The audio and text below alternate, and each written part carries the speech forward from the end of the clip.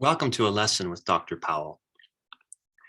Let's talk about how we can verify that the rigorous statement of a limit is accurate and it actually applies for a given specific limit. For instance, let's suppose that we have the limit as x approaches 2, and let's just do something simple like 4x minus 3. Okay, now we know what this limit is. 4x minus 3 is a continuous function, so you can plug 2 in and you would end up getting 5. So let's actually verify that the corresponding rigorous statement is satisfied. So that's what we're going to practice doing, is verifying such statements, and that'll give us some practice and in thinking about how the statements work and what they actually mean.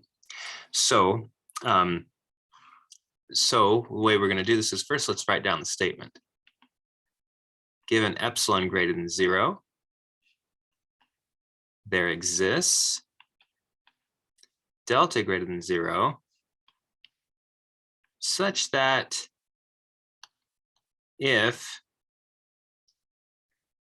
x minus 2 an absolute value is less than delta, then f of x, which is just 4x minus 3, and we can do, okay, so we can do that here if we want, 4x minus 3 minus, so the distance from the function f of x, that's f of x, minus where it's heading, its target 5, is less than epsilon. Okay, so that's what we'd like to show. Okay, that's like what we'd like to verify. We want to verify this statement. So let's get a picture here before we verify it, because pictures often help. So this right here is a straight line function with a slope of 4, and it hits the point, the target point of 2, 5, going through with a slope of 4. And this isn't really a slope of 4, but I'm going to draw it this way, just so we can kind of visualize the slope a little bit better. Okay, now what we're going to do is, given an epsilon, so let's just draw an epsilon. Epsilon is just arbitrarily, I drew, how do you draw an epsilon? You just draw a line above and a line below, and maybe you write out, hey, that's a distance of epsilon up and down, just arbitrarily. So given any distance up and down, that's what we're looking at there, there exists delta. Now, what does that mean? We want a specific delta, so a distance that goes out this way and this way, such that if we're in that distance away, then what happens? Then the function itself is going to be within epsilon. So that's the idea. So we need to pick some delta. Now let's think of a delta that would be too big. If we picked a delta out here, that wouldn't work, because look, the function is outside of our box. We want the function to be inside the box for those x values. So we don't want to pick it too big, but we want it to be small enough. So the way to verify this definition really, or this statement, this rigorous statement, is to really find this. There exists, so given an arbitrary epsilon, what we do is, dependent upon that epsilon, we find a delta that works for that given epsilon, where epsilon is arbitrary, meaning we're not going to give a specific epsilon. We're going to let epsilon just be a variable. And then what we want to do is we want to find out what delta would work for that epsilon, and it'll essentially just be a function of epsilon itself. As soon as we can find this delta as a function of epsilon equaling something that works, where this condition right here is satisfied, we're done. That's really what we need to do. We basically just need to solve or find a delta dependent upon an epsilon that works, where it's a function of epsilon. So how do we verify the statement works? We compute this delta of epsilon function, and that's it. We just need to figure out what delta is in terms of epsilon. So oftentimes we just kind of look for worst case scenario, we just try to push delta out as far as we can.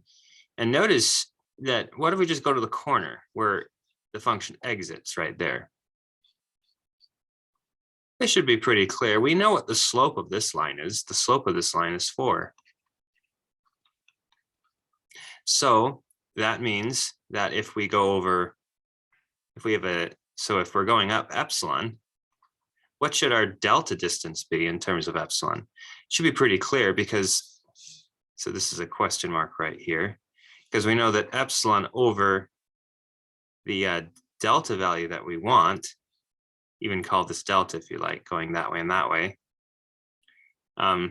needs to be 4 if we're going out that exit there on the corner, because the slope of this line is 4.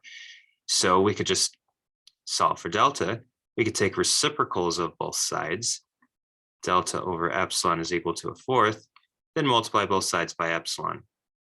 And we end up getting delta is equal to 1/4 epsilon. You know what? We just did it. We just verified the statement. Let's see how. Given epsilon greater than 0, see where it say there exists? Well, let's just kind of restate that. Instead of saying there exists, well, let's actually say exactly what it is, and that verifies the statement. There, so given epsilon greater than 0, instead of saying there is, we just say let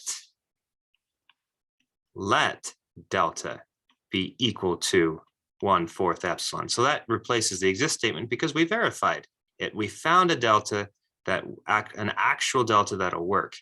So given any epsilon greater than 0, let delta be equal to 1/4 epsilon. Then we can say right here, then, because we verified it, then if this is true, then that'll be true. And then we can draw an arrow over here, right here, and say proof. So we kind of have a little bit of a proof in here. What is a proof? A proof is just kind of an explanation that why something is true. So, I mean, like I'm making a bold statement here by saying given epsilon greater than 0, hey, this is the delta that'll work, but I need to actually point to the reason why. Here's the proof. Because we know that the slope of this line is 4, so epsilon over delta is equal to 4. You can solve for delta. Right here, you get this, and that's exactly how it exits. Then this is then of course you're going to have the absolute value of f of x minus 5 is less than epsilon, and that's seen in the picture. Thanks for watching.